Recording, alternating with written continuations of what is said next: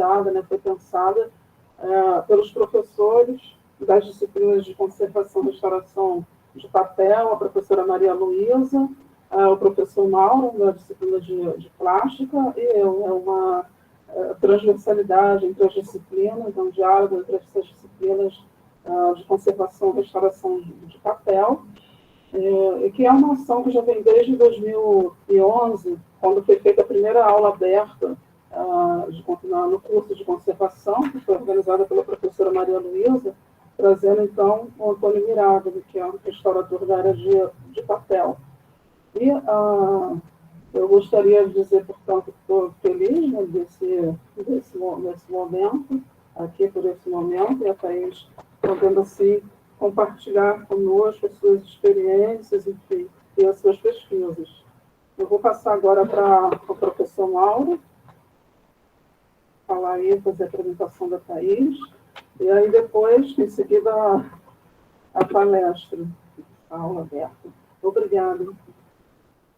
Bom dia a todas e a todos, é um prazer estar aqui com vocês nessa manhã, essa aula que não é presencial, mas estamos com bastante pessoas assistindo, é uma honra ter a Thaís Helena de Almeida Slaib, ela é restauradora do Laboratório de Restauração da Fundação Biblioteca Nacional, onde atua no setor de obras de livros, de obras raras da Real Biblioteca. Atuando ativamente junto à Associação Brasileira de Conservadores e Restauradores, quando exerceu a presidência de 2009 e 2011. A Thaís é doutora em Memória Social pela Universidade Federal do Rio de Janeiro, com mestrado em Patrimônio e Cultura pela Universidade Federal de Viçosa e com especialização em Conservação de Bens Culturais pela Universidade Federal do Rio de Janeiro.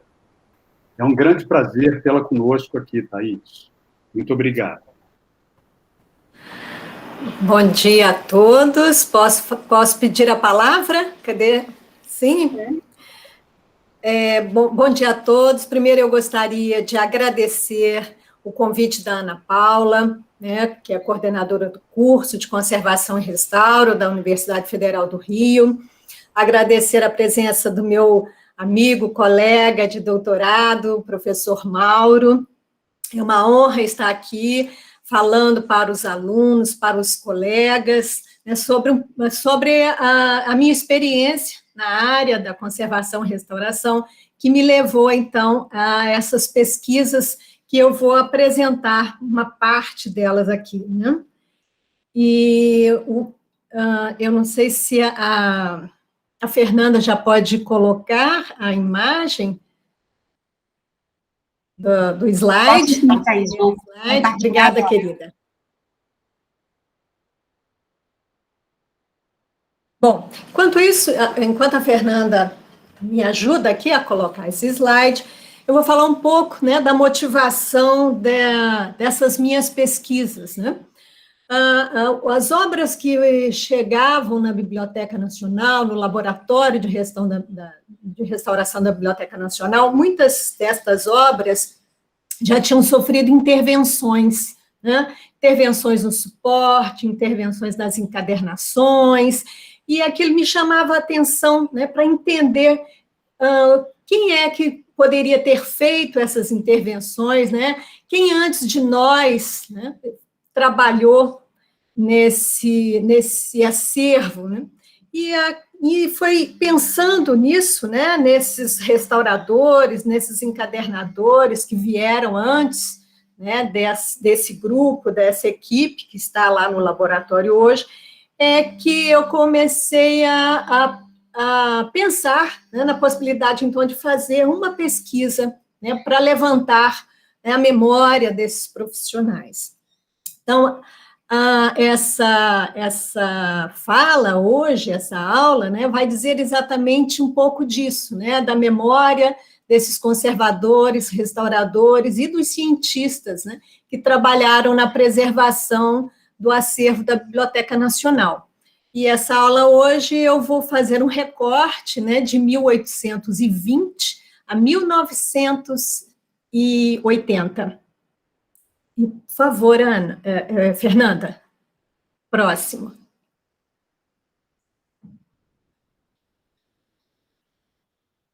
Fernanda?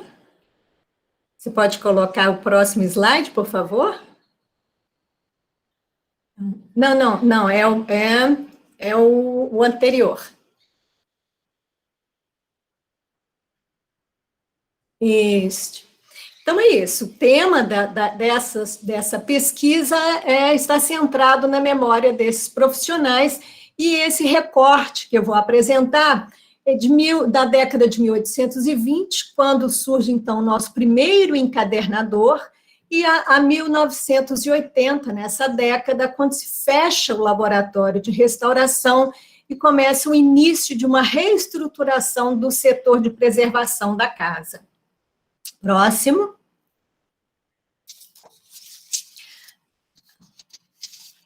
Próximo, por favor. Ops.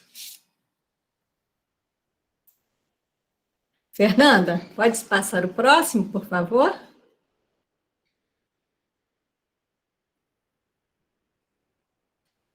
Eu acho que está um pouquinho lento quando eu passo, porque eu passo, mas não está indo. Eu vou compartilhar novamente. Só um minuto. Tá ótimo.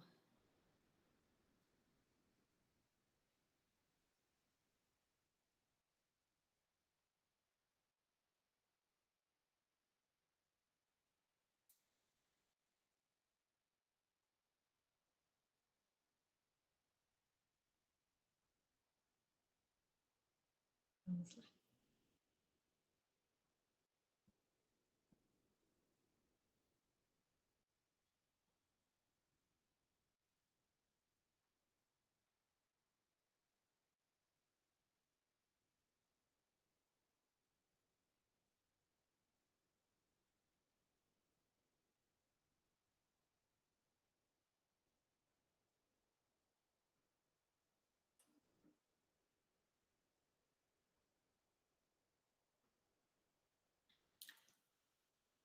Está caindo, Fernanda, é isso?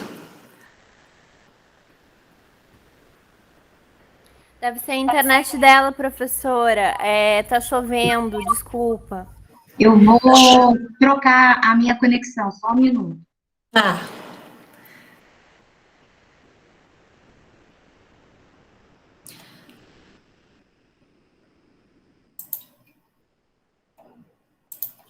Bom, enquanto a Fernanda vai colocando, então, essa apresentação, eu vou dar prosseguimento, porque as coisas que inicialmente eu preparei para falar, a gente não vai precisar, né, de estar aí com uma imagem, né?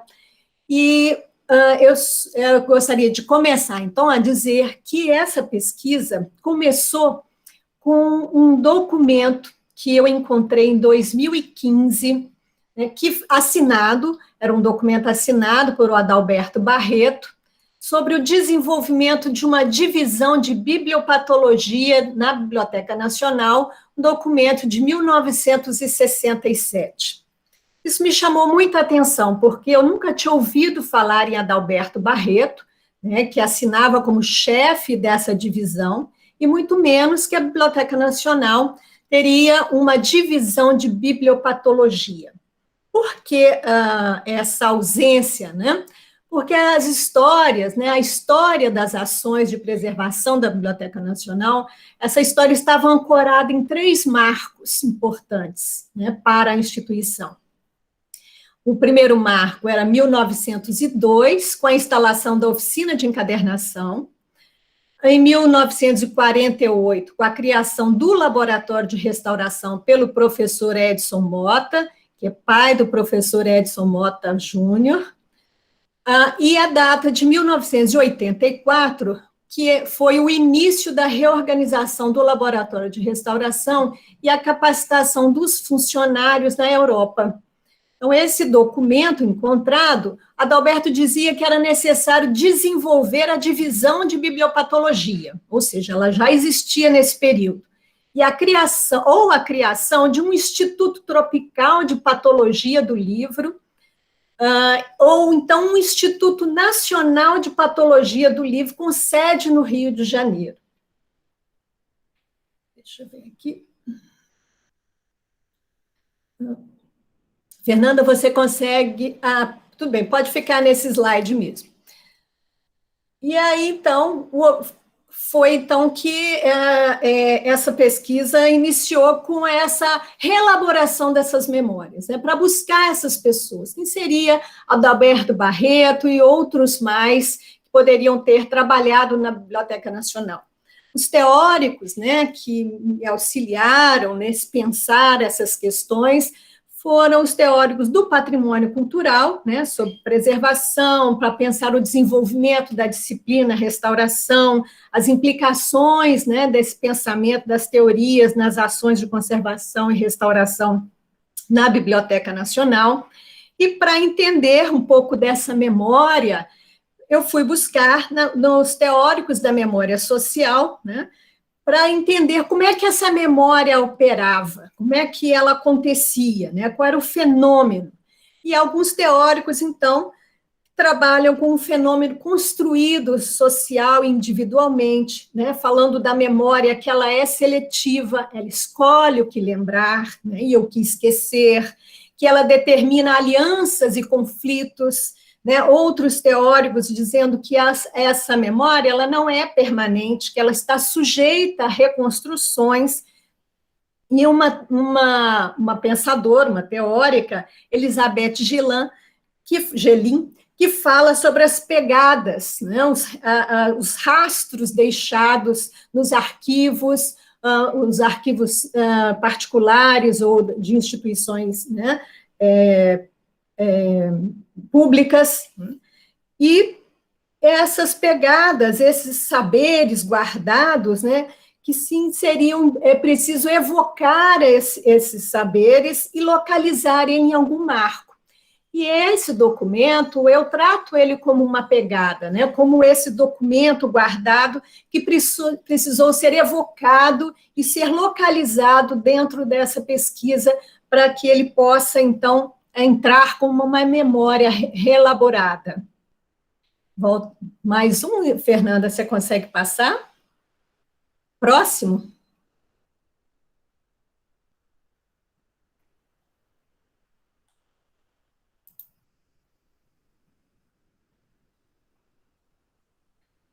Fernanda, está me ouvindo?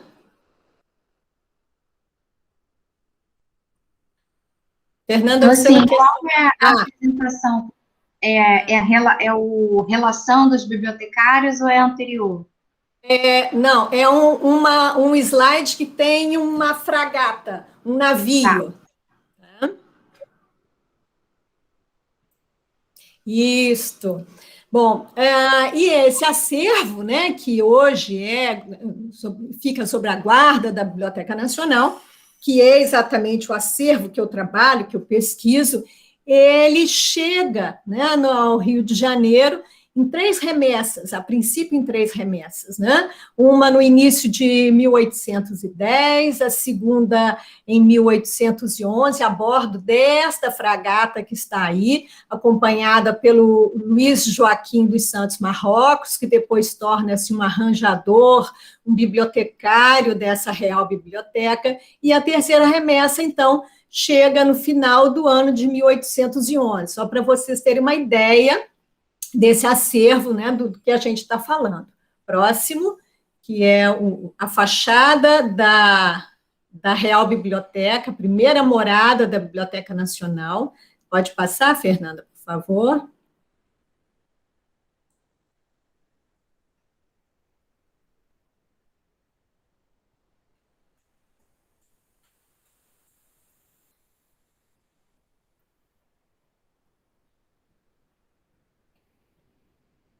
É a anterior, Fernanda.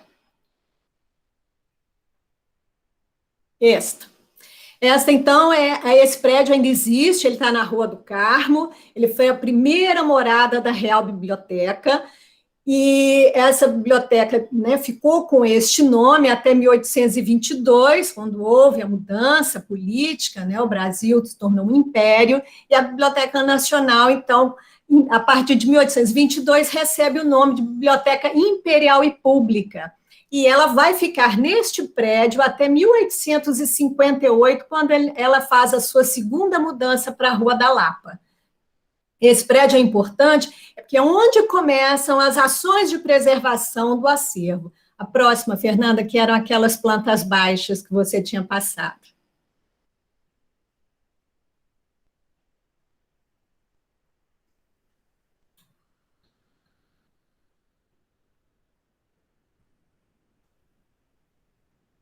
Foi?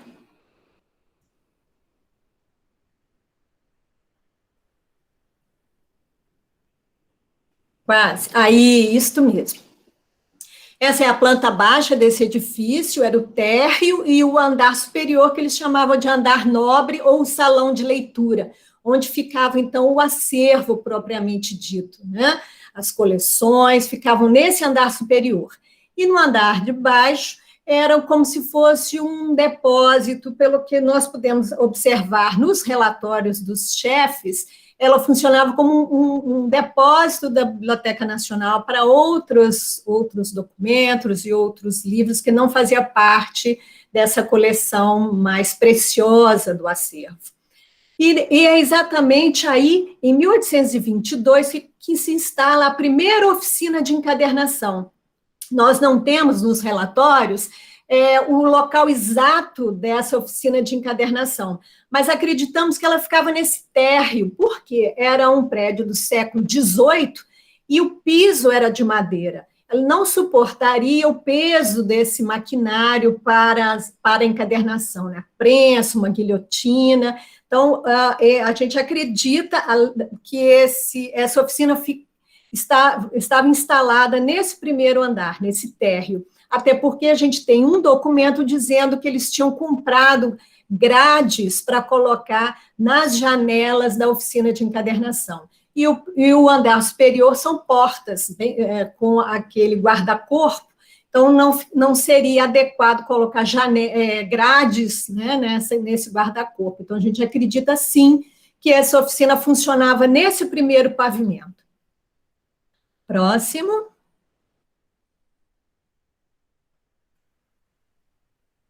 O próximo tem 3 carimbos. O carimbo da Real Biblioteca, o carimbo da Real Biblioteca do Infantado, que era a Biblioteca dos Príncipes, e depois que a Biblioteca Nacional passa a ser imperial, a gente vai ter um carimbo da Biblioteca Imperial e Pública. E é nesse momento, então, a partir desse período de 1822, que começa a atuação do encadernador dentro da biblioteca. Você pode passar, Fernanda, por favor? Que é a imagem com os 3 carimbos, que identifica, então, o acervo da biblioteca. Mais um. Não, o de cima. Muito bem. E como era a relação, então, do bibliotecário com a encadernação nesse período? Os primeiros bibliotecários responsáveis por este acervo foi o padre Gregório Vieiras, que ficou até 1821, o padre Damaso, que ficou até 1822, e o Marrocos até 1825. Nesse período, eles não tinham essa figura do encadernador, né?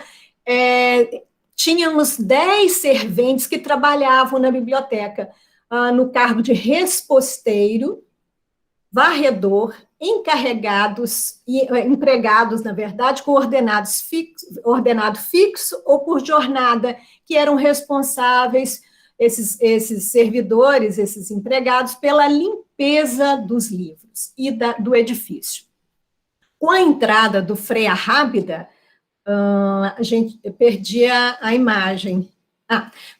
Com a entrada do Frei Arrábida, né, que ficou como diretor, como bibliotecário responsável de 1822 a 1831, ele entra, né, e fica indignado com o estado de conservação das obras. Por quê? Porque esses empregados, esses serventes, eles tinham uma prática, uma rotina, e quando eles encontravam algum livro infestado por insetos, eles arrancavam com a navalha a lombada, às vezes a encadernação, e às vezes até o miolo, parte do miolo deste livro, no intuito de acabar com essa infestação. E aí, Frei Arrabda, né, impressionado com maus tratos do livro, ele contrata, então, o Silvino José de Almeida, que foi o nosso primeiro encadernador. Ele veio da imprensa nacional e ele começa a fazer os trabalhos de encadernação para a biblioteca nesse período. Próximo, por favor.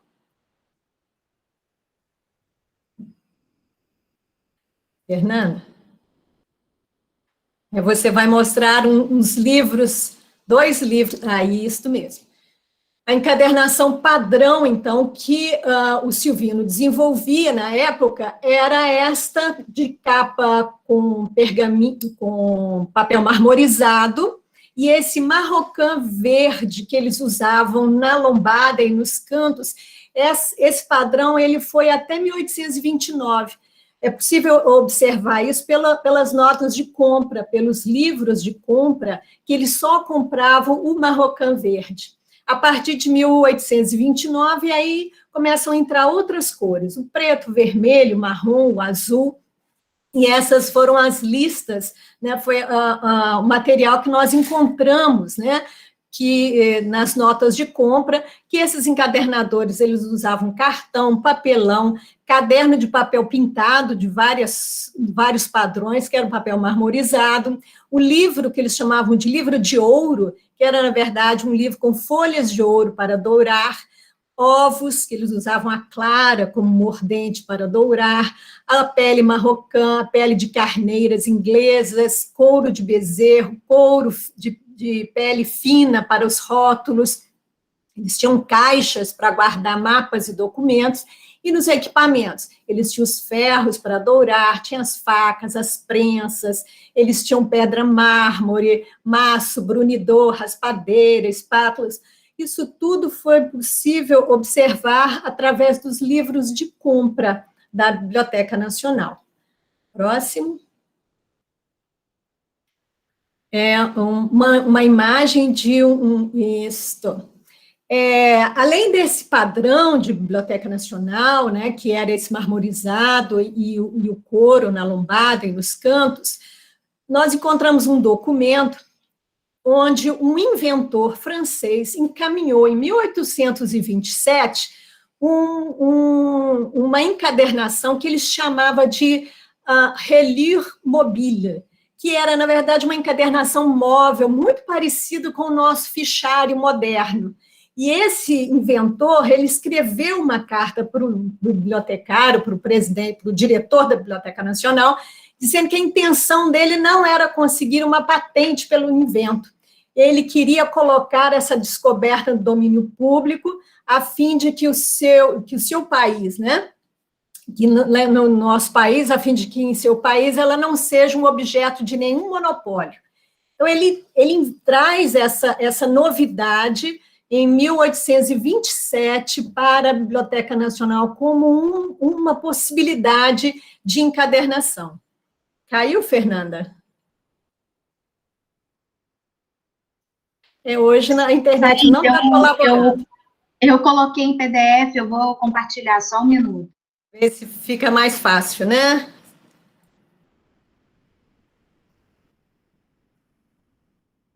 Senão essa aula vai até depois do almoço.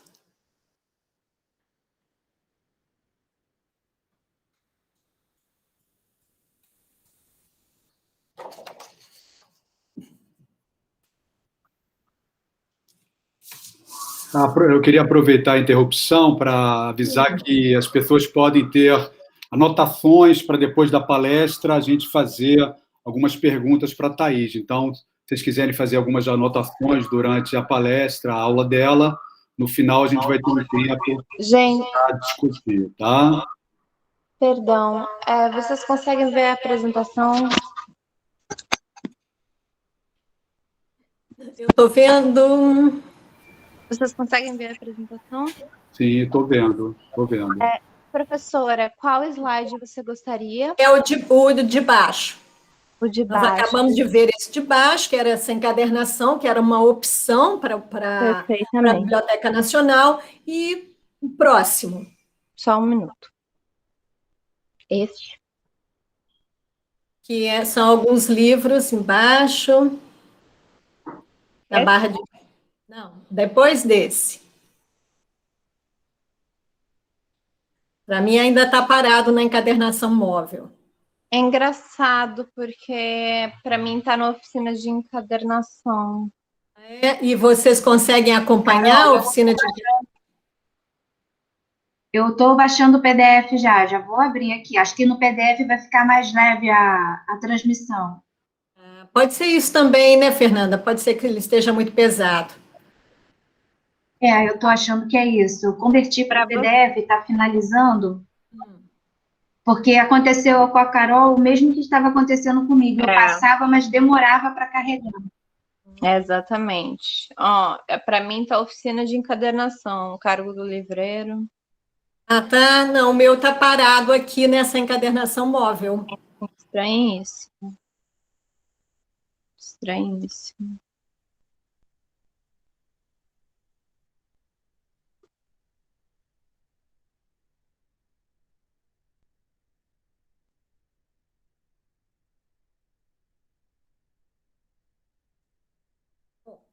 Então, assim, né, a gente já está finalizando essa parte da encadernação, né, nesse momento, na década de 1820, 30, 40,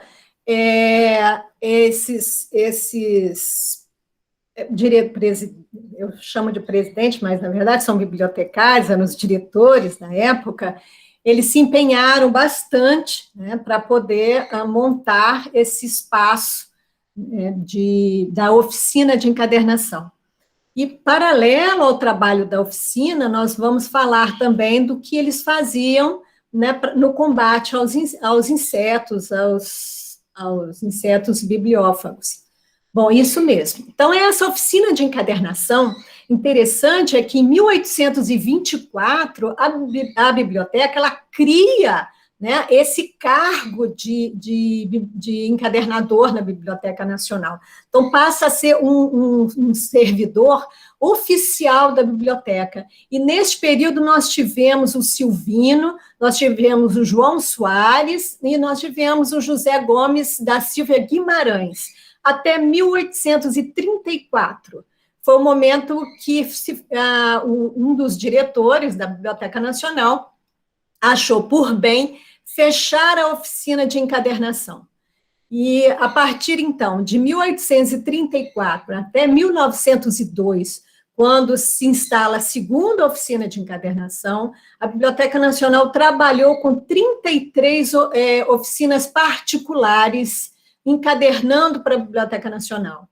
E a preocupação constante dos diretores, dos funcionários, era exatamente a saída dessas obras da instituição, o risco de extravio e mesmo a qualidade do trabalho, que eles não tinham controle sobre esses materiais. Próximo.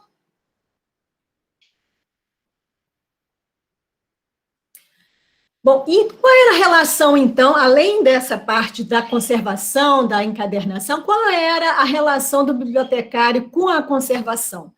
No fundo, aí vocês têm uma planta baixa da Biblioteca Nacional, de 1853, onde o Frei Camilo desenha, né, uma estrutura da divisão das classes biblioteconômicas da Biblioteca Nacional. Essa classe, ela foi criada por um impressor, acho que ele era impressor também, que ele chamava assim, Guillaume François Debure. O Debure divide uma biblioteca em teologia, jurisprudência, ciência e artes, belas letras, que eram as gramáticas, literatura e história. E mesmo sem ter muito conhecimento de biblioteconomia, esses nossos diretores trabalhavam com essas 5 classes biblioteconômicas do Debure, né, buscando informação na Europa para poder dividir, facilitar o acesso das nossas obras, né? E, saiu?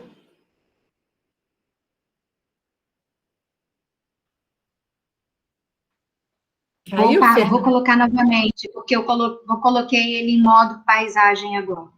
Tá.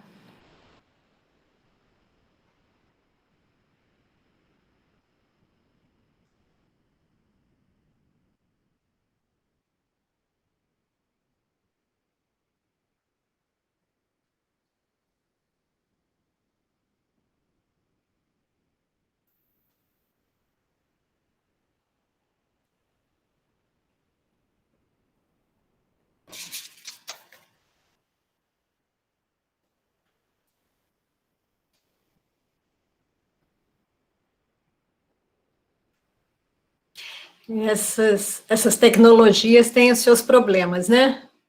Têm suas limitações. O bom mesmo é a sala de aula, né? O presencial. É o contato direto. Mas vamos ter um pouco de paciência.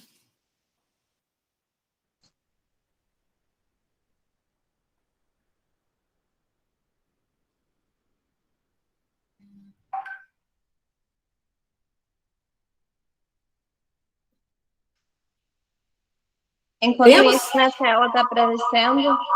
Tá ótimo. Não, a outra mesmo, Fernanda. Carol, já baixei já, vou colocar. Esta. Muito bem. Então, e qual é a relação, então, do bibliotecário com a conservação desses livros? Era esse bibliotecário que definia a rotina de limpeza, né, o inseticida que ia ser usado, né, era a responsabilidade dele, as ações de preservação. E nesse período de 1830, nós tínhamos só 4 funcionários serventes para fazer esse trabalho de limpeza e o uso de inseticidas, né? Então, para facilitar e tentar diminuir o ataque de insetos, o que eles sugeriam, esses diretores? Afastar as estantes das paredes, posicioná-las no meio da sala e não chegar até o teto, né? Recomendava distribuir o peso das estantes, porque a gente tem que lembrar que o piso era de madeira. Então, eles tinham essa noção de proteção, de afastar o máximo possível a possibilidade desses insetos, né, chegarem até o acervo. E nós temos aí o Francisco Goulart, né, que ele reconhecia que a higienização era um serviço bastante pesado para esses 4 serventes, que eram obrigados a transportar volumes para o lugar onde se fazia a limpeza. E que ele dizia que, para voltar ao primeiro livro, a gente ia precisar de 4 anos, né, de trabalho para fazer esse rodízio completo na Biblioteca Nacional. Próximo. Não, esse é o primeiro. Calma. Aí. Não. Sobe do gatinho, por favor. Quando, na apresentação do PowerPoint, a gente tem uma imagem de uns ratinhos embaixo do gato, né? O rato, na verdade, ele não era uma preocupação nos relatórios dos diretores da Biblioteca Nacional, mas eles mantinham um gato nos relatórios de 1823, é possível observar compras semanais de carne para esse gatinho, que com certeza ele era um reforço da Biblioteca Nacional para algum rato desavisado, né? Então, eles mantinham esse gatinho, pelo menos nos relatórios de 1823, para combater os roedores. Próximo. Mas o problema maior que é possível observar nos relatórios são os insetos, né? O cupim e a broca, principalmente. Próximo. Bom, e era novamente, então, este bibliotecário que decidia, né, o que inseticida usar, como fazer esse trabalho, né? Quem escolhia o produto e a aplicação. O trabalho, então, era realizado depois dessa higienização das obras, que era feita folha a folha, para retirar o pó e os possíveis insetos, né? E eles aplicavam o produto diretamente nas obras, nas estantes e nos carreiros dos cupins. E o cônego Francisco Goulart dizia que ele tinha um licor da sua composição. E ele tinha também quase certeza que esse licor extinguia os insetos. E a base do licor do Goulart era muito interessante. Ele usava o que ele chamava de espírito ardente, cânfora e solimão. Mas algumas vezes ele acrescentava o arsênico, o álcool ou a cachaça nesse licor para combater os insetos. O próximo. E ele dizia também que essa molhadeira não fazia mal para os livros, porque a técnica era embeber as capas, a lombada e o cartão das capas dos documentos, das obras, né? E aquilo evaporava muito rápido. Mas no meio desse licor me aparece um sujeito chamado João Florencio Pereira, que encaminha para o Ministério uma fórmula, que ele diz que era uma fórmula usada por um belga, né, o Jean-Baptiste Van Mons, que era muito importante, que ele tinha desenvolvido essa fórmula para as bibliotecas, que era o acetato de alumínio, o cloreto de alumínio, acetato de chumbo, óleo essencial de terebentina e álcool a 28 graus. Mas o Goulart não ficou satisfeito com essa receita, né, do João Florencio, e ele ficou firme e decidido de continuar, então, com o seu licor para fazer a molhadeira e o controle dos livros, até a entrada do cônego Januário Barbosa, que foi um importante um homem na época, ele ajudou a criar o IHGB, né? E esse cônego Januário, ele acreditava mais na higienização e não nos venenos para o combate aos insetos. Eu acredito que ele tenha lido Charles Nodier, né, que era um escritor e que falava que a vigilância e a higienização dos seus acervos era a maneira mais correta de protegê-los. E o Januário tinha essa visão. E, além disso, ele lamentava, em praticamente todos os seus relatórios, o fechamento da nossa oficina de encadernação. Próximo. Essa maneira de tratar o acervo, de higienizar, de encadernar, né, depois com as oficinas particulares, isso foi, por um tempo, né, mantida até a entrada do Ramis Galvão. Né, a viagem, o Ramis Galvão foi um diretor da Biblioteca Nacional que entra em 1870, né, e ele faz uma viagem à Europa entre 1873 e 74. Essa é a segunda morada da Biblioteca Nacional, na Rua da Lapa, onde hoje é ali a Escola de Música, né? Lá em cima, no terceiro pavimento, que eles chamavam de térreo, primeiro e segundo, e o terceiro pavimento ficava o setor de estampas, que está indicado aí à sua esquerda. Ele nem aparece na fotografia, né?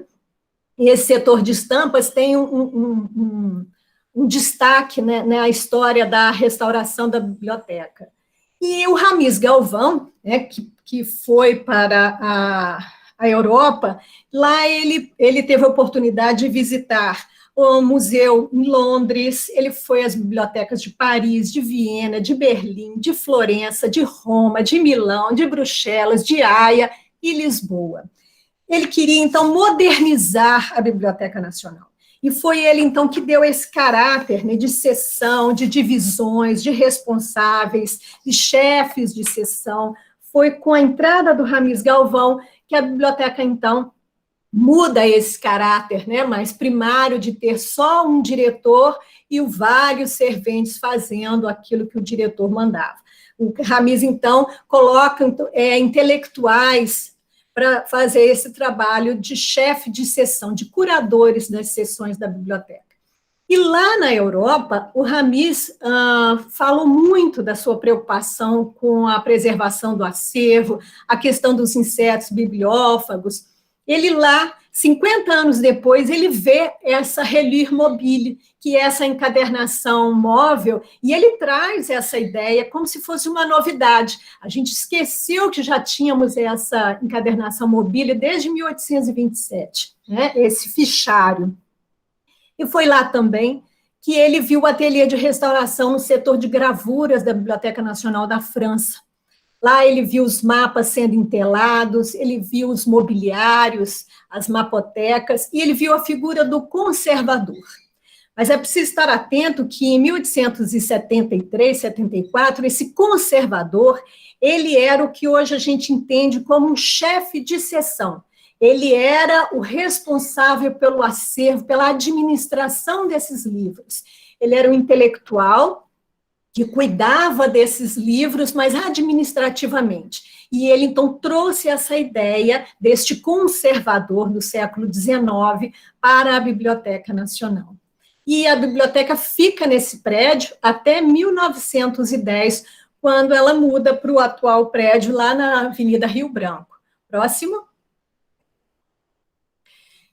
Bom, já com a volta do Ramiz Galvão, em 1876 começam os primeiros ensaios de restauração na seção de estampas, né, como ele tinha visto na Europa. E como chefe da seção de estampas estava o Menezes Brum, que era médico, o Ramiz também era médico, amigo do Ramiz Galvão, e ele escreve em 76 que o ensaio de lavagem e restauração em 3 estampas velhas, pequenas, velhas e manchadas, tinha sido muito bem sucedido. E que esse trabalho não pôde ser, por enquanto, feito em grande escala, por falta de uma oficina especial com os cômodos e preparativos necessários para o trabalho. Então, eles começam um movimento de criação de um espaço para essa atividade de restauração na biblioteca já nesse período. Eu gosto muito dessa imagem, que é uma imagem de um rótulo de uma cola usada na Biblioteca Nacional, que era o desejado, é que quando se colasse alguma coisa, você não poderia mais tirá-la, né? Então, essa é a imagem de um amigo tentando puxar o outro, que foi colado por essa cola, que não só a Biblioteca Nacional, mas as instituições do século XIX usavam essa cola, que era uma cola vegetal, né, que usávamos, então, para entelar os nossos mapas. Próximo. Bom, e aí tudo começa a mudar, então, com a chegada dos ingredientes em 1882. Infelizmente, nós não conseguimos levantar esses ingredientes, e os materiais e os mobiliários. E a figura do Augusto Sisson, que era um gravador, litógrafo, desenhista e restaurador francês, que morava no Rio de Janeiro, era muito amigo, né, da Biblioteca Nacional. Ele vai, então, em 1882, para começar o trabalho de restauração. Essas imagens aqui são imagens lá da Rua da Lapa. Do lado direito tem a imagem, a fotografia de onde era uma das salas do setor de estampas. Nós tínhamos 2 salas para esse setor. Eu acredito, então, que o laboratório, que a mesa que eles compraram, ficasse numa outra sala que nós não temos a imagem, né? Mas é só para vocês terem uma ideia do tamanho, né, pequeno, como era pequeno espaço para ocupar o setor de estampas e um laboratório de restauração, né? Bom, nesse setor de estampas tinha o Luiz Montenegro. Luiz Montenegro era um funcionário muito dedicado, muito atencioso, e que ele era um artífice, né? Ele gostava de desenhar, ele gostava de fazer aquarelas, ele era muito jeitoso, como dizia o Menezes Brum, que era o chefe do Montenegro. E o Montenegro, então, aprende a fazer a atividade de restauração, que eu acredito que seja com o Augusto Sisson nesse período, e o Montenegro, então, assume a restauração de 1883 até 1917, quando ele se aposenta, né? Ele vai deixando de trabalhar como restaurador, mas ele permanece na BN até 1817. E ele consegue, então, um ajudante, que é o Carlos Peixoto, que trabalhava no setor de leituras, mas quando o Luiz Montenegro estava muito assoberbado, ou então o próprio Carlos tinha tempo, ele ia para o setor de estampas para ajudar o Luiz Montenegro a restaurar. E o nosso Carlos Peixoto, ele foi o nosso primeiro conservador, né, que é o cargo que a Biblioteca Nacional, já no final do século XIX, ela cria, né? Ela cria em 1984 esse cargo do conservador. Mas aí já houve uma evolução desse cargo de conservador, que não era nem o curador, nem o chefe da seção, e também não é esse conservador que faz a intervenção nas obras como nós conhecemos hoje. O Carlos, ele funcionava como um zelador. Ele é que entregava o livro para o leitor, ele observava quando o leitor devolvia, se estava amassado, se estava faltando alguma coisa, ele é que colocava na estante, ele é que separava para encaminhar para a restauração ou para a encadernação. Esse, então, era o nosso conservador, era a ideia de conservador já no final do século XIX. Próximo. Bom, e o que eles liam, né? A gente ficou pensando, né? Fiquei pensando de onde surgiam as ideias. E foi procurar no próprio acervo da Biblioteca Nacional os livros, as literaturas sobre conservação e restauro.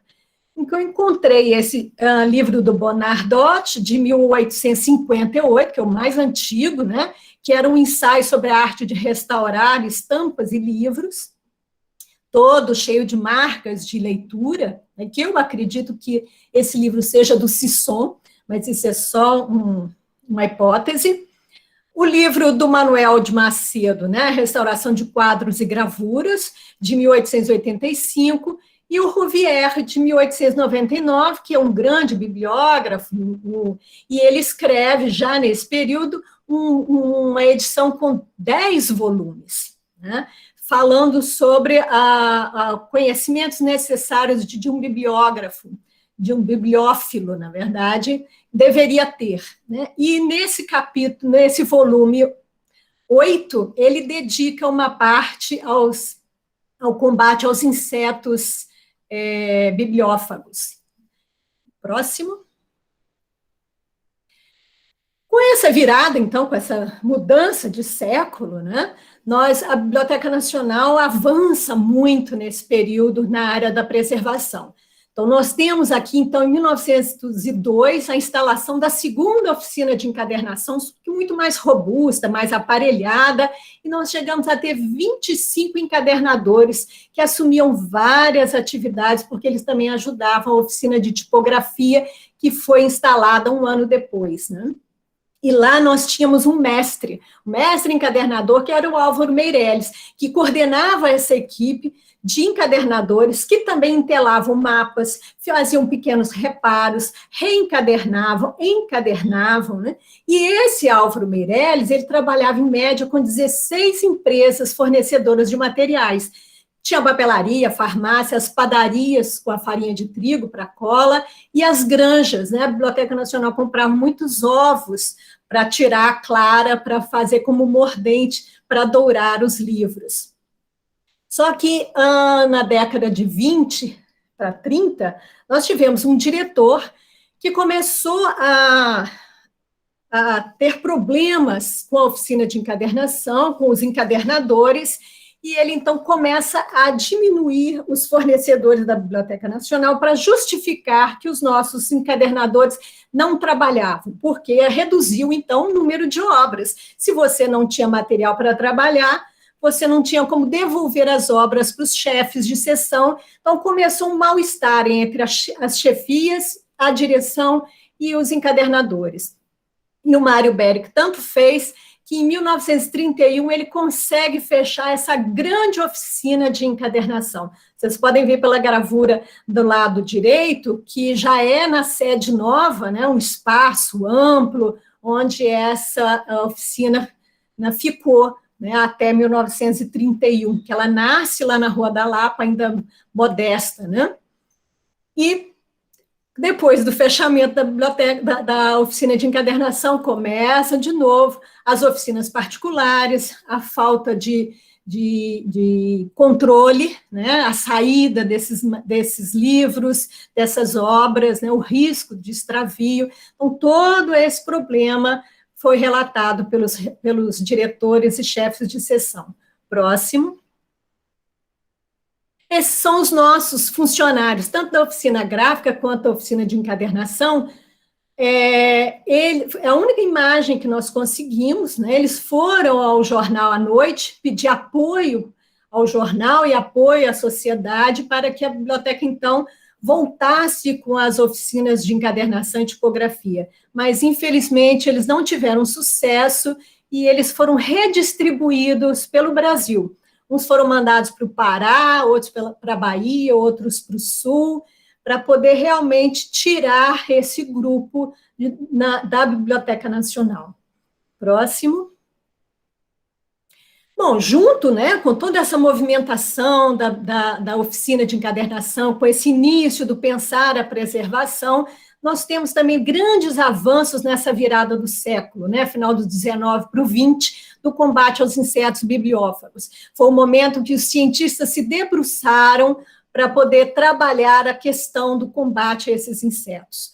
Um dos trabalhos que me chama a atenção, né, nesse rol de pesquisadores e de pesquisas publicadas, é o Paul Jacob, que em 1896 ele escreve um artigo chamado Comedores de Livros. E neste artigo ele cita quem? Ramis Galvão, a preocupação do bibliotecário brasileiro com a preservação do acervo e no combate aos insetos.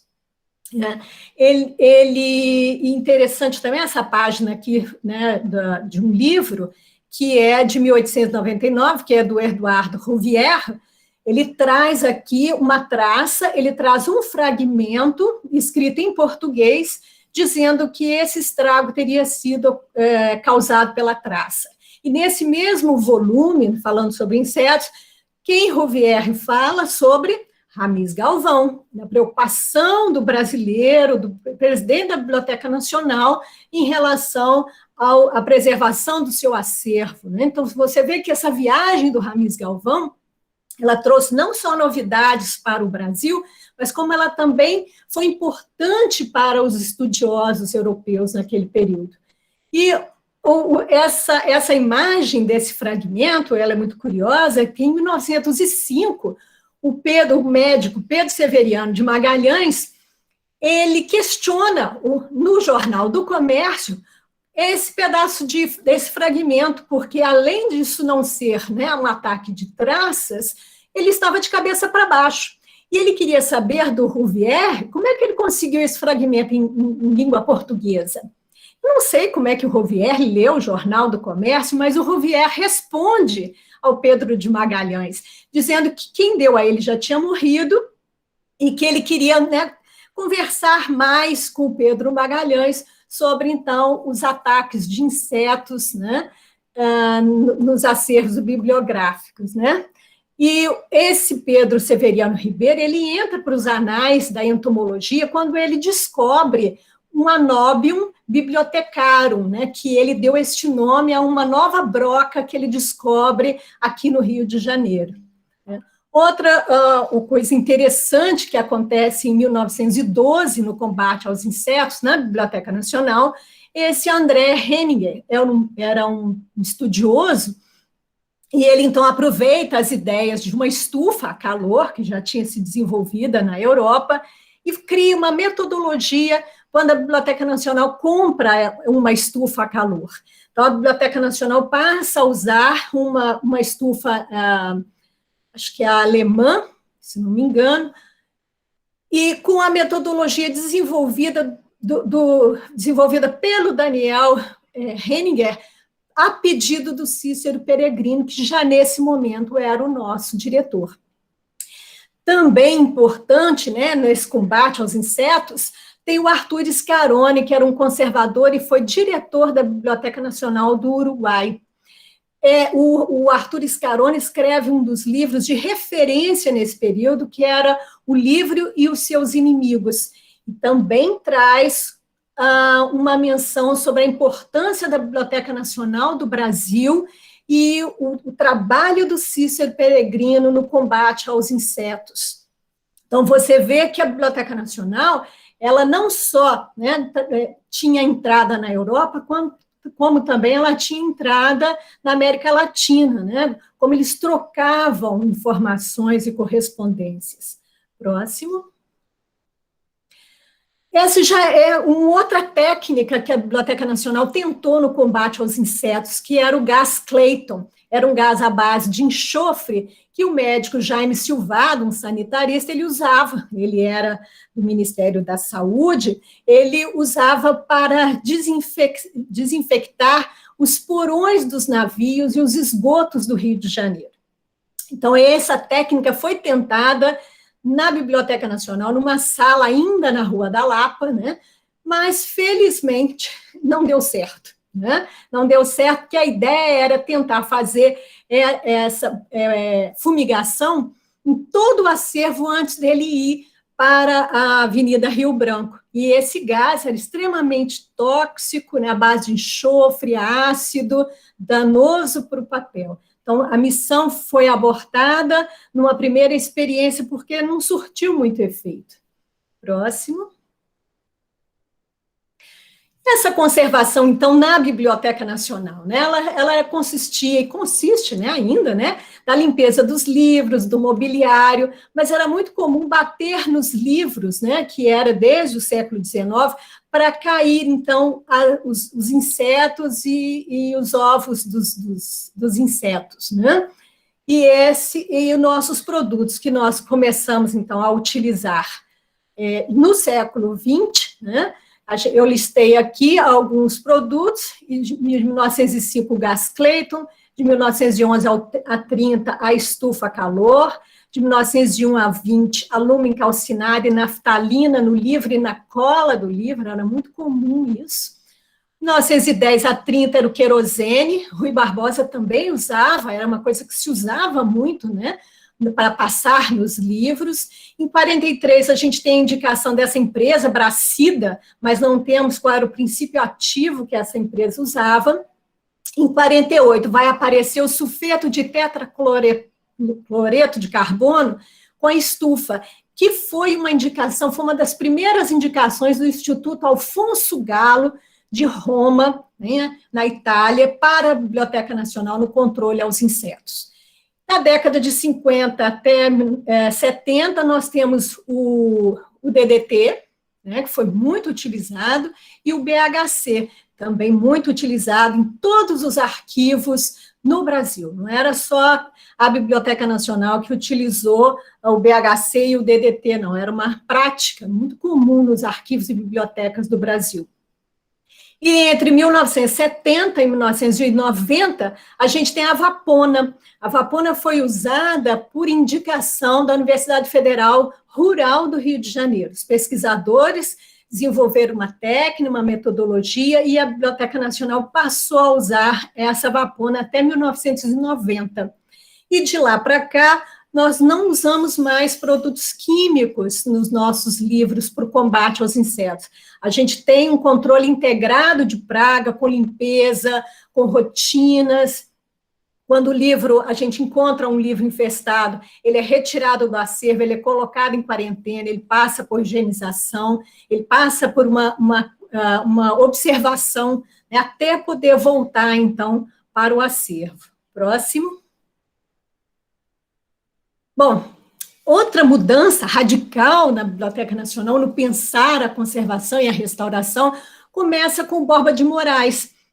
Borba de Moraes, quando entra como diretor da Biblioteca Nacional, ele fica muito impressionado, ele acha tudo muito atrasado, ele precisa de inovações, então ele chama a Fundação Rockefeller, a Associação Americana de Bibliotecas de Harvard, para poder fazer um trabalho de capacitação dos bibliotecários, né? A parte do tratamento do livro. Ele queria um melhoramento, ele queria que alguém trouxesse umas novidades para a biblioteca. E junto, né, desse grupo veio William Jackson, né, que era da Universidade de Harvard, na Inglaterra, também fez um relatório mostrando a precariedade da conservação dos livros, o problema do ataque de insetos, sugerindo o ar-condicionado para estabilizar a temperatura e a umidade. Além disso, ele faz uma proposta para o Borba de Moraes para levar todos os livros com problemas para a Europa, para lá eles serem restaurados, ou na França, ou acho que é na Itália, na Inglaterra e na França.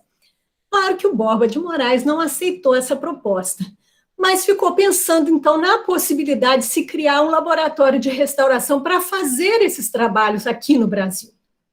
Foi aí, então, que em 1946 entra o Adalberto Barreto. Aquele Adalberto Barreto, daquele documento inicial da pesquisa, né? Adalberto Barreto entra nesse momento. Ele era um funcionário de uma empresa que fazia manutenção predial, a biblioteca passava por algumas pequenas obras, e ele, então, tinha esse compromisso de fazer essa fiscalização das obras e do edifício. Adalberto Barreto, então, fica impressionado com o estado de conservação e abandono dos livros e começa a conversar com Borba de Moraes sobre a possibilidade de fazer alguma coisa em relação aos cuidados com o livro. Borba de Moraes, então, dá carta branca para o Adalberto Barreto, não só dá carta branca para ele pesquisar, mas como ele contrata o Adalberto Barreto. Ele tira o Adalberto Barreto da empresa e o Adalberto passa a ser funcionário da Biblioteca Nacional. Com o apoio, então, do Marcelo de Ipanema, que era um historiador, ele, em 47, ele começa a corresponder com várias instituições do mundo, dos Estados Unidos, da Europa, e a instituição que ele teve mais afinidade foi o Instituto Alfonso Galo, e ele, então, começa a receber, a Biblioteca Nacional começa a comprar os boletins do Instituto Alfonso Galo, que era um instituto que restaurava o patrimônio bibliográfico na Itália, né? Bom, com a mudança da direção, entra o José Montello, né? E o José Montello, vendo toda essa movimentação, dessa possibilidade de se criar um laboratório de restauração, ele aproveita a chegada do Edson Mota, de um estágio que ele foi fazer nos Estados Unidos, no Museu Fogg Art, e ele, então, convida o Edson Mota para criar esse laboratório de restauração e formar uma equipe, né? Esse laboratório ele foi pensado também para atender a iconografia. Curioso que é o mesmo pensamento do século XIX e do século XX para atender a iconografia. E o Edson Mota, ele traz a ideia da laminadora Barrel, que é esse equipamento que vocês estão vendo aqui à esquerda, que parece quase que uma sanduicheira, né? Ela abre, você coloca o documento dentro dessa estrutura e ele, então, é laminado a calor. Essa era uma invenção do William Barrow, que era um conservador americano, e essa invenção ela foi aprovada pelo Instituto Nacional de Normas Americanas, né, teve a aprovação deles, e o William, então, começa a vender para o mundo inteiro. E o Brasil, então, compra esse equipamento. Próximo. Só para vocês entenderem, nessa época, que as coisas, né, a gente acha que é tudo dado, tudo pronto, os setores de preservação que a gente entende hoje, né, como preservação da biblioteca, ele estava pulverizado nesse novo organograma da Biblioteca Nacional de 1946. A seção de encadernação ficava numa divisão, a seção de conservação em outra divisão, e o laboratório de restauração, que começa a funcionar em 48, ele está em outra, está numa terceira divisão, que não se falavam, né? Os trabalhos não eram, não tinha uma ligação, né? Um chefe de divisão não falava com o outro das ações que ele estava pretendendo fazer para a encadernação, para a conservação ou para a restauração. Eram completamente separados esse pensamento na preservação do acervo da biblioteca nesse período. Próximo. Com a criação, então, do laboratório, essa foi a primeira equipe, né, que se formou na década de 50. O Ivan Serpa, o artista plástico, Ivan, que trabalhou conosco durante 12, 14 anos. A Maria Pinheiro dos Santos, que é a única imagem que temos dela, foi a primeira mulher a trabalhar nas atividades de restauração. E a imagem, então, finalmente, do Adalberto Barreto, que entrou na Biblioteca Nacional um pouco antes da formação dessa equipe. Próximo. As atividades do Ivan Serpa no laboratório, ele era responsável pelo banho, desmonte dos livros, montagem e organização dos cadernos dos livros. E nas horas vagas, ele usava os papéis descartados pela Biblioteca Nacional para fazer as suas obras de arte. Então, ao lado aí nós temos um trabalho que faz parte da galeria da coleção do Gustavo Rebelo, que é um papel atacado por Anóbios e com o uso da laminadora Barrel. Próximo. Essa é a mesma imagem, né, das atividades da Mariazinha, que começa em 53, era responsável pelo banho, pela montagem e organização das folhas laminadas. Próximo. E o Adalberto, né, que virou chefe, né, em 1953 a 1977. O Adalberto Barreto era responsável pelos banhos, cortes, e era o único que operava a máquina Barrow, né? Essa máquina trabalhava com muito calor, e era preciso, então, muita perícia para operar essa máquina. Essa é a imagem da máquina da Biblioteca Nacional ao fundo, e o Adalberto, então, ele passa a ser uma pessoa muito popular na área da preservação, quando se falava em Biblioteca Nacional, e ele sempre apresentava a laminadora Barrow como uma tecnologia importante na preservação do acervo. E ele também auxiliava nas exposições, nas montagens das obras, né? Próximo. Como ele era uma pessoa muito popular, né? Então ele recebia muitas visitas técnicas, ele recebia consultoria, dava consultorias, e é difícil você, na década de 50, 60 e 70, encontrar uma grande reportagem sobre a Biblioteca Nacional que não tenha a imagem do Adalberto Barreto ou não tenha uma fala do Adalberto Barreto. Curioso como isso foi apagado, né? Essa é uma imagem da revista Shell de 1956. Próximo. Adalberto Barreto também, né, apresentava essa mesma máquina, você vê aqui em 1961, e ele tem falando que clínicos e cirurgiões no Alegre Hospital do Livro. E essa ideia, né, o Adalberto sempre procurava falar, ele sempre associava o médico ao restaurador, o livro ao paciente. Eu acho que muito influenciado pelas ideias do Instituto de Patologia Alfonso Gallo, na Itália.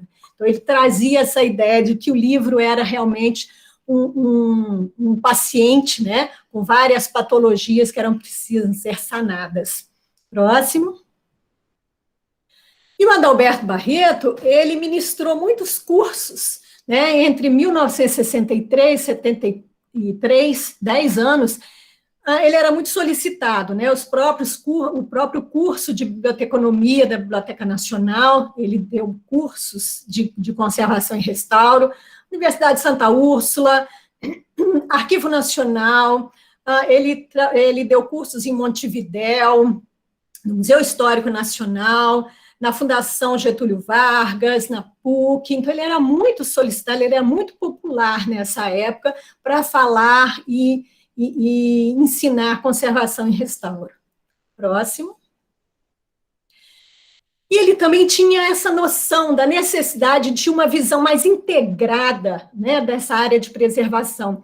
Tanto que, em 1956, ele faz uma proposta para a Biblioteca Nacional para reunir o laboratório de restauração, um laboratório de bibliopatologia, um serviço de biblioterapia, que eu acho curiosíssimo, e uma oficina de encadernação. Ele começa, então, a fazer um esforço para reunir essas áreas, né, em prol da preservação do acervo.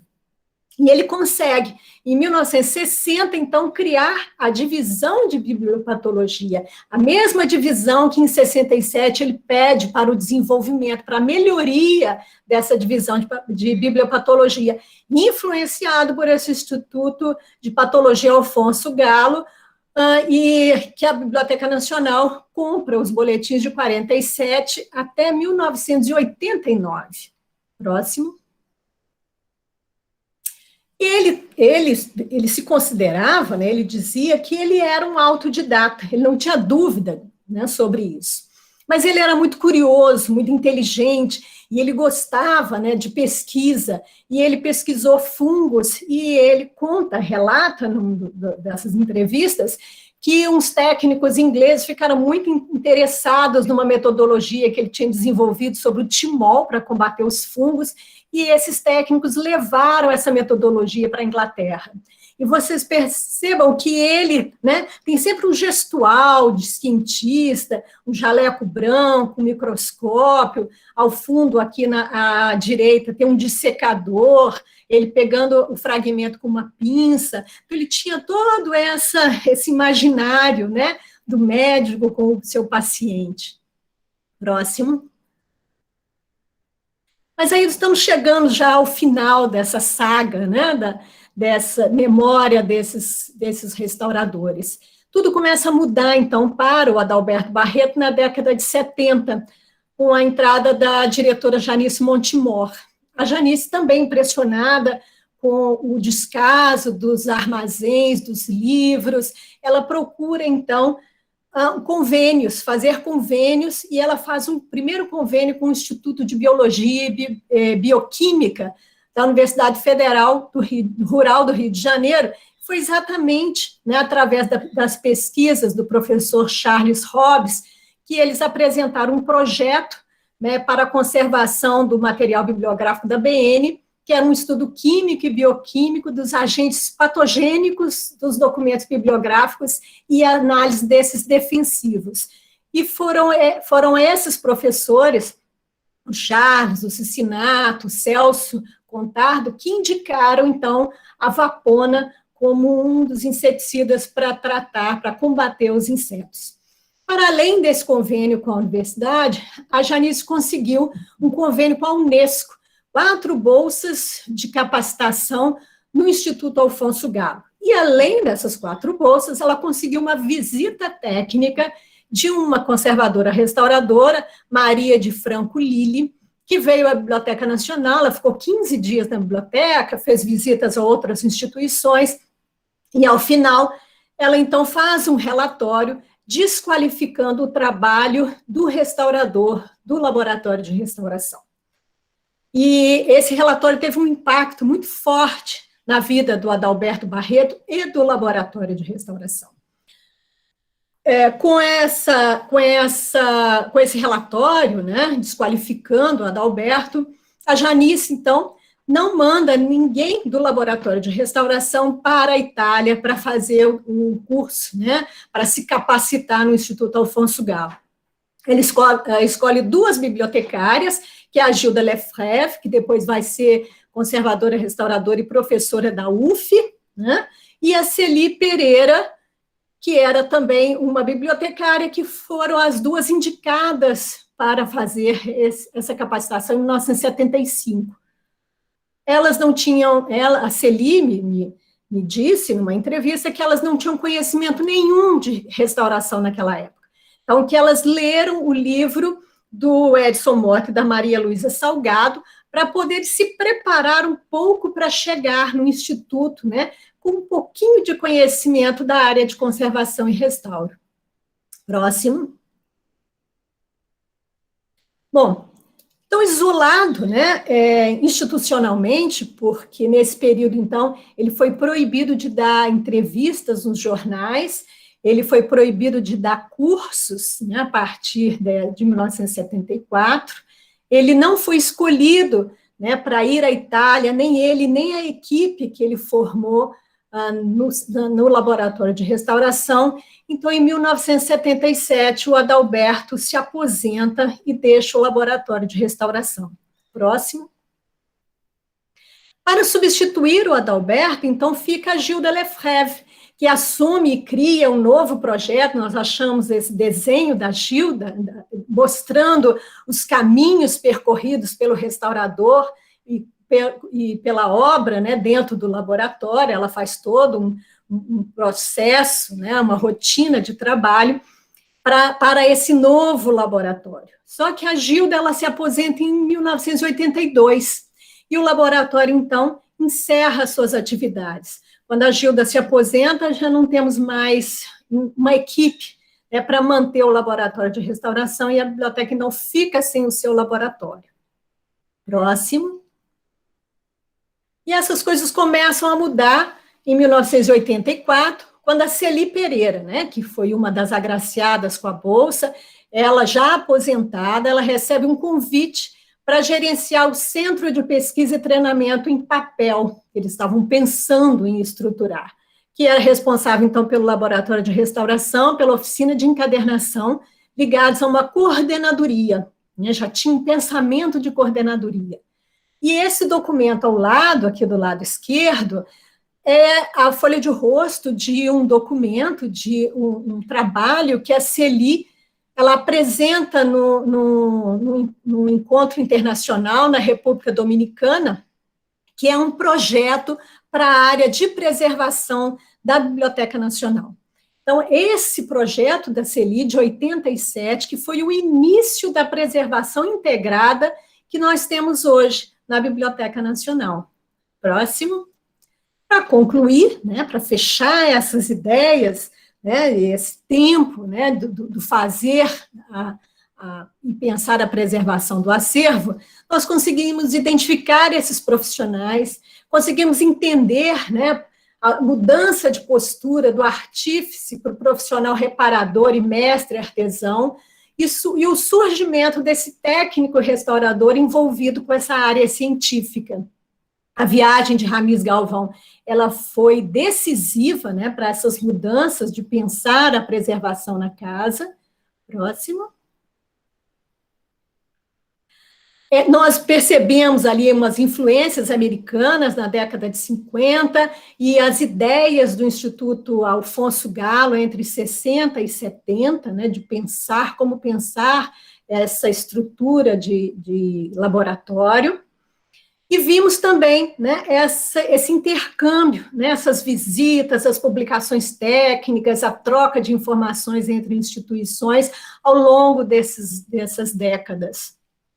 Observamos, né, na literatura, nós não temos relatórios os restauradores dizendo que tinham aproveitado a técnica ou a metodologia de determinado autor, mas a gente percebe na compra de materiais e no fazer, né, influência dessa literatura do século XIX. Próximo.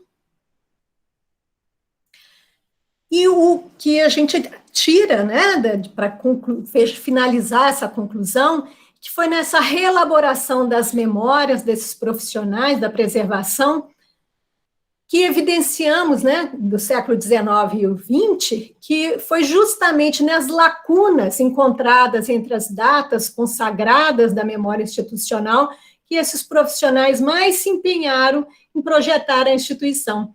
Foram exatamente nesses momentos apagados pela memória que esses profissionais mais buscaram se apoiar em práticas e ações orientadas por pensamentos internacionais, possibilitando o crescimento da restauração e contribuindo para fortalecer a biblioteca enquanto disseminadora de uma cultura preservacionista no âmbito dos acervos bibliográficos.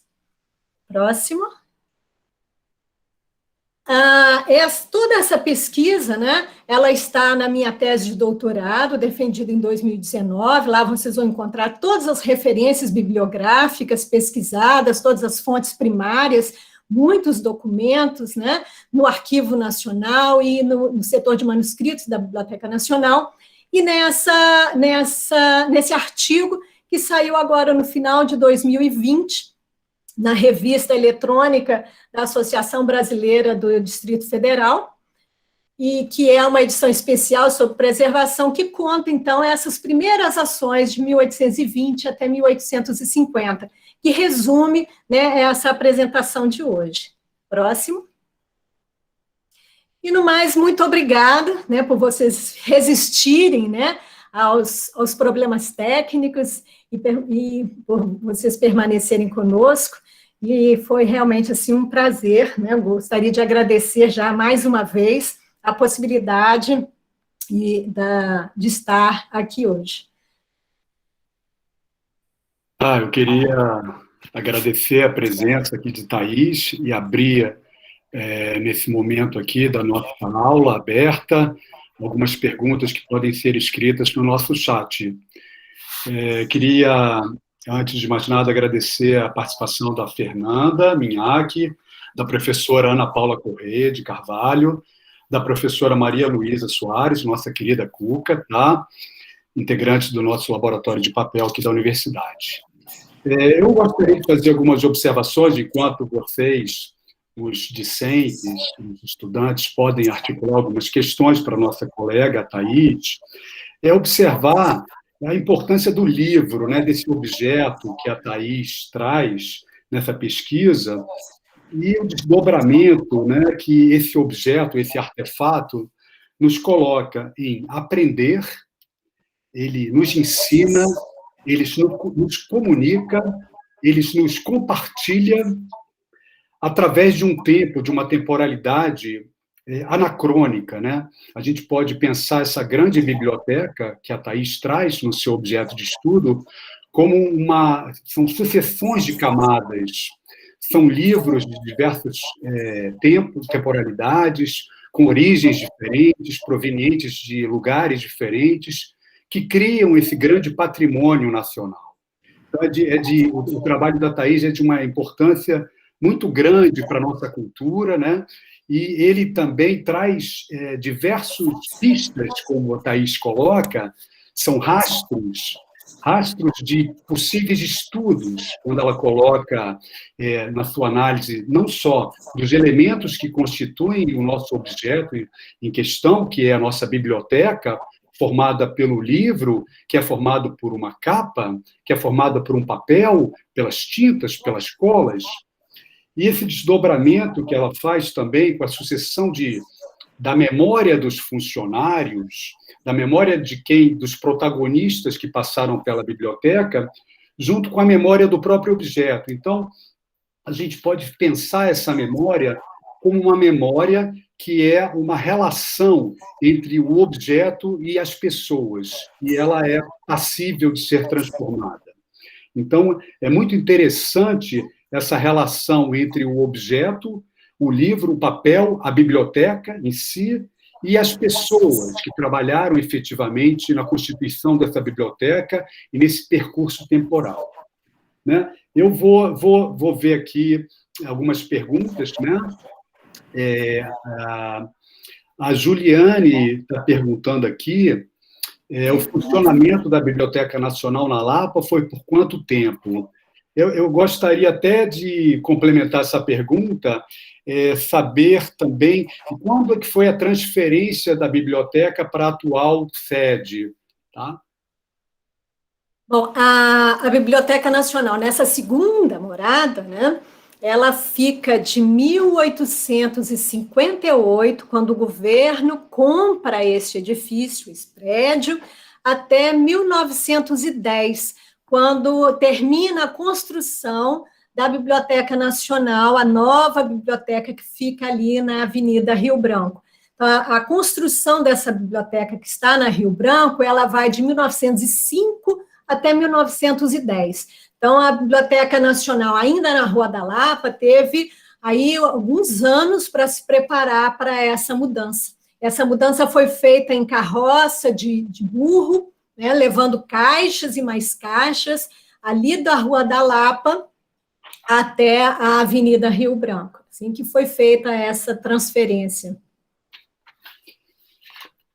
Então, bastante interessante também, assim, eu entrei na sua tese aqui, não muito rapidamente, mas cheguei até a página 200, é uma tese de 300 e quase 400 páginas.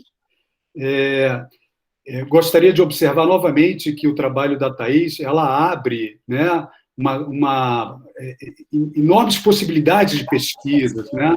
Tipo, no sentido de quando ela traz a memória dos conservadores, dos encadernadores, ou dos métodos que foram utilizados, ela abre esse campo de pesquisa, né? Quando ela traz, por exemplo, uma determinada citação de um senhor que era arqueólogo russo, que trabalhou lá o Alberto Schilde, e ele que seria um importante autor de um projeto de defesa para a proteção do patrimônio arqueológico brasileiro.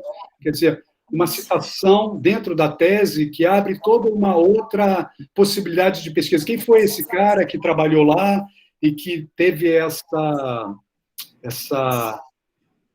esse importante papel na defesa do patrimônio arqueológico brasileiro, né?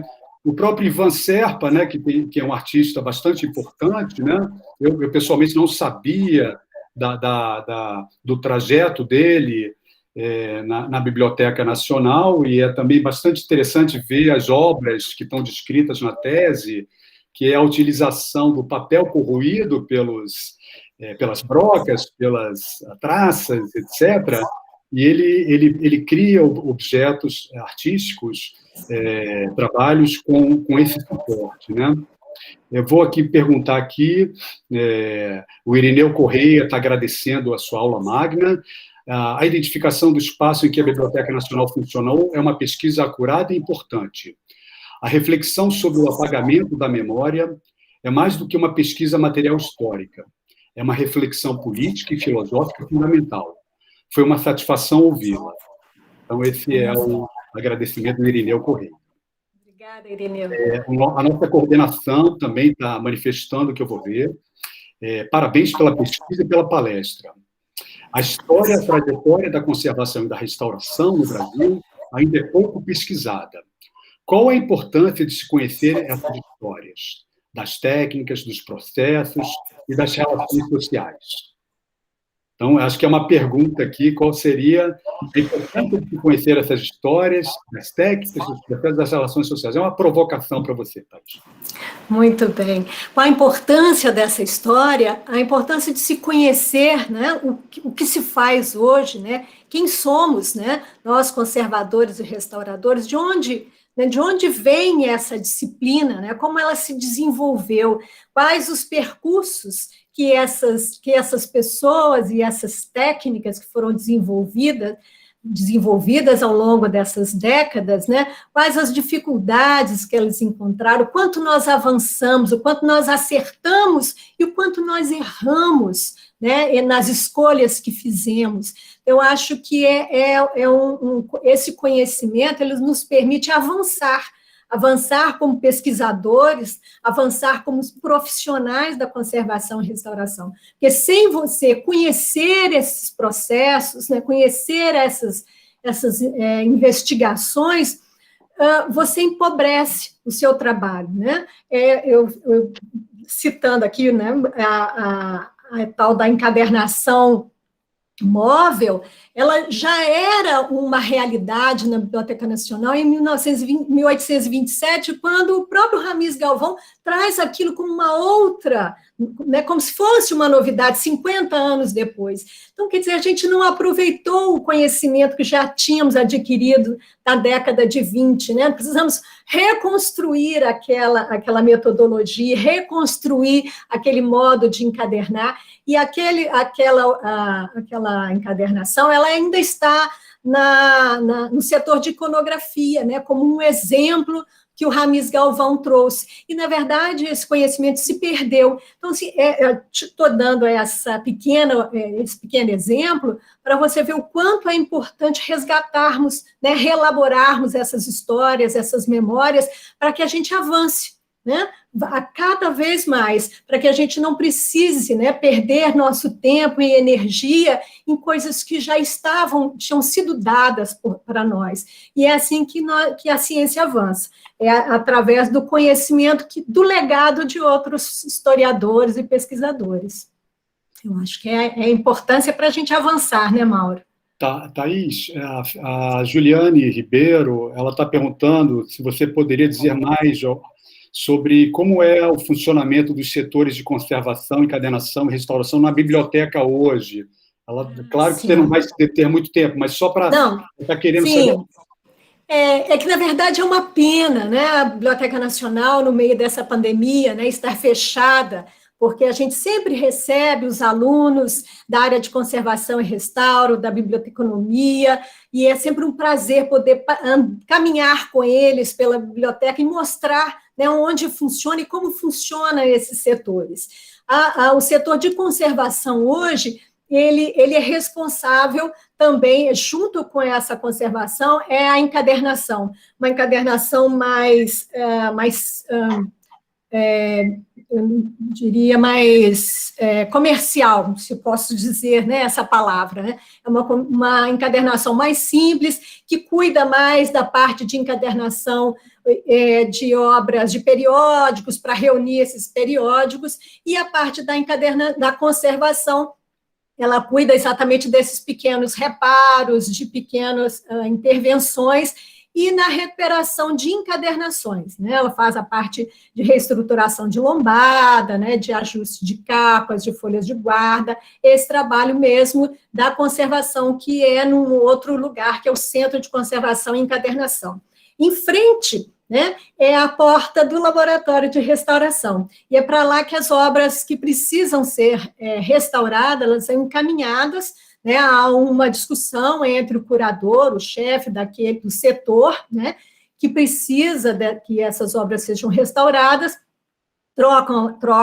são reuniões entre o chefe do laboratório de restauração, e eles, então, decidem o que desce, porque a gente fica, eu falo sempre o que desce, porque a gente fica no primeiro pavimento da biblioteca, para ser restaurado. Então, ali a gente faz o trabalho mais interventivo dos banhos, né, da desacidificação, da parte de máquina, da MOP, se o livro precisa ser passar por esse processo, e nós ali fazemos a nossa encadernação também, mas é uma encadernação diferente do setor de encadernação ligado ao centro de conservação. Ali nós fazemos uma encadernação de preservação. Os livros que não têm capa, nós colocamos, decidimos, né, depois de alguns anos de pesquisa, né, usar uma encadernação em pergaminho, né, uma encadernação desenvolvida por um encadernador do Richard Clarkson e do Espinosa, que um é inglês e o outro é americano,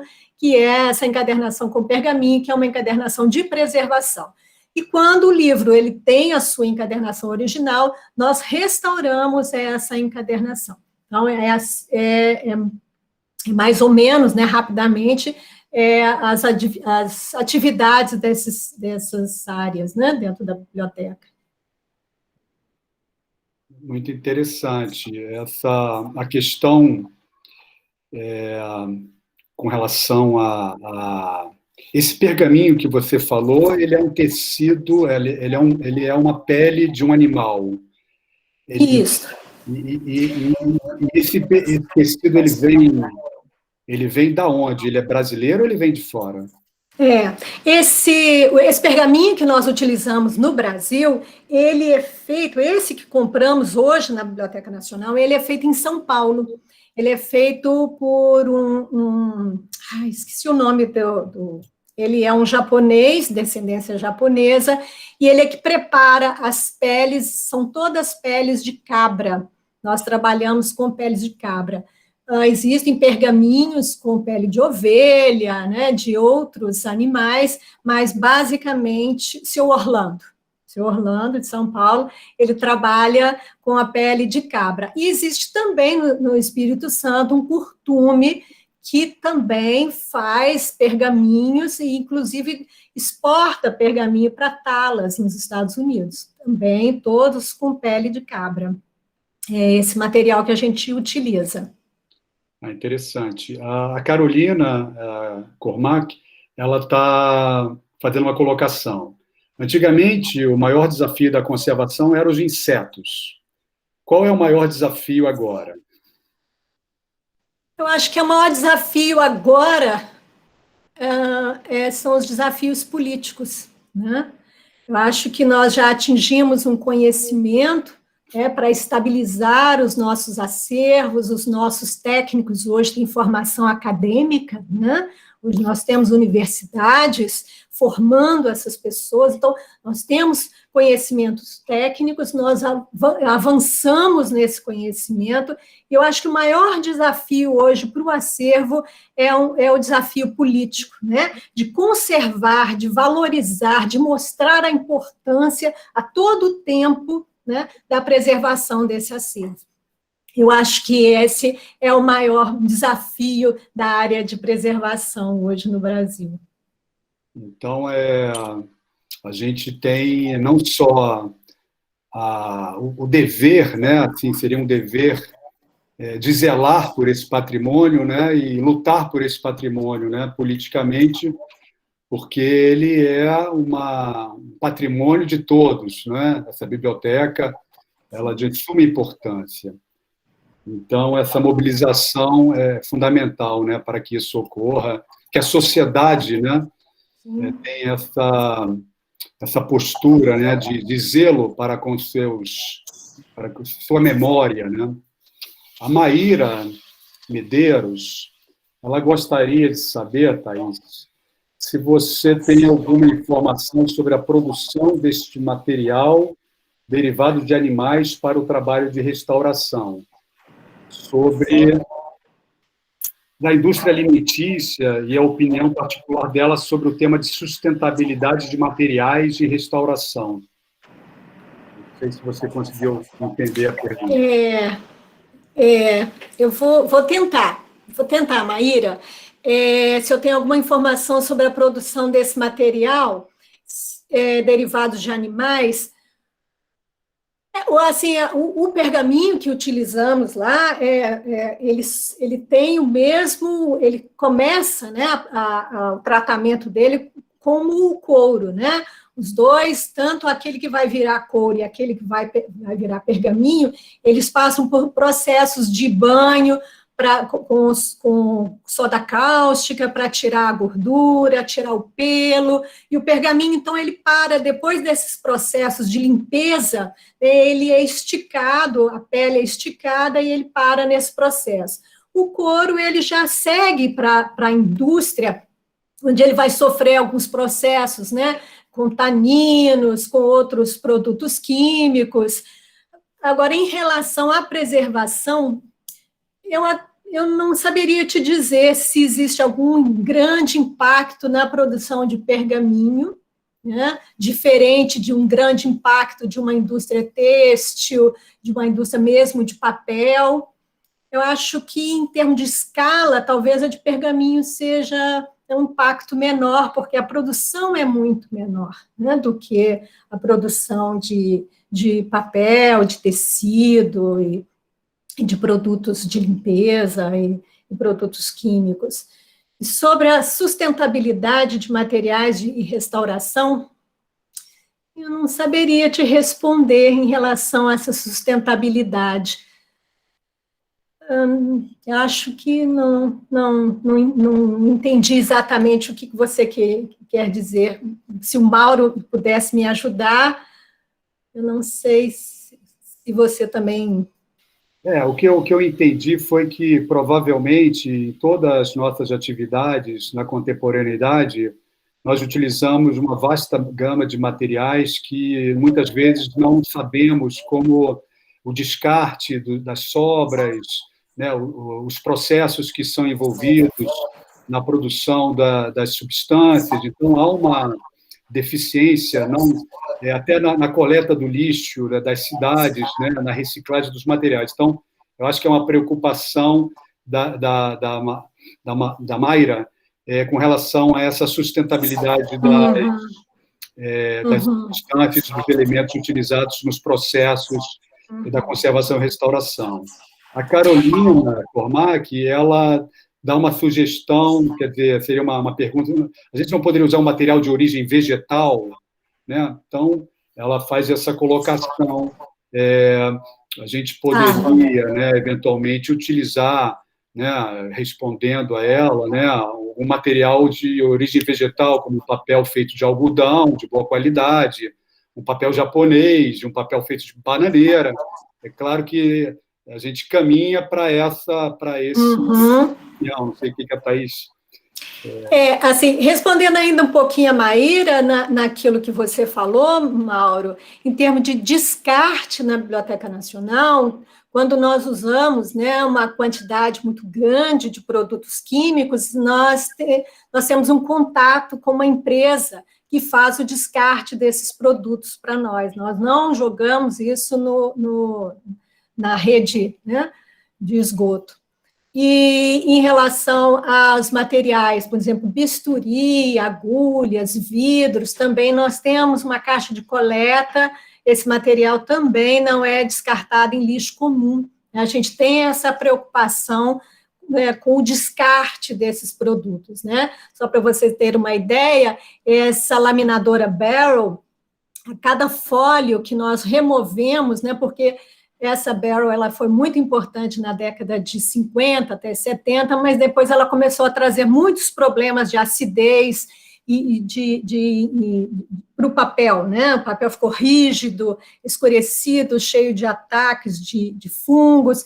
Então, quando precisamos remover essa laminação à base de acetato de celulose, para cada folha a gente usa, em média, 3,5 litros de acetona, para cada folha. Então, assim, é um volume gigantesco de acetona que precisamos descartar. Isso a gente nunca descartou pelo esgoto. Isso é uma empresa que recolhe esse material para a gente, né? E em relação, se não poderia usar de origem vegetal, a cola metilcelulose é de origem vegetal, mas eu acho que você está perguntando aí em relação ao pergaminho, se é o que eu estou entendendo, né? O pergaminho, ele é um material que dura 500 anos, 600 anos, né? E dificilmente um couro vegetal teria essa longevidade. Então, assim, a nossa preocupação é fazer uma encadernação que possa durar e que possa proteger o miolo, né, do livro. Então, é por isso que eu acho que essa origem vegetal, se for essa a sua pergunta, Carolina, a gente ainda está usando o pergaminho pela sua durabilidade, sua qualidade, como um elemento de preservação. Eu queria agradecer, eu vou deixar, assim, que a gente está, a hora está... Na hora, né? Mas eu gostaria que, assim, provavelmente Thaís está aberta a que vocês entrem em contato diretamente com ela, vai ser um prazer, né? Posso deixar meu contato, não sei se vocês anotaram no final, mas deixo aqui, sem problema nenhum. Algumas informações eu não vou conseguir dar agora, porque eu precisaria... A Fernanda, ela comentou aqui que teve o prazer de fazer uma visita técnica junto à professora Cuca, à biblioteca, no ano de 2018, né? Ela cita essa visita como algo bastante significativo, tá? Então, eu gostaria de agradecer a Thaís e a presença de todos vocês por essa aula bastante interessante.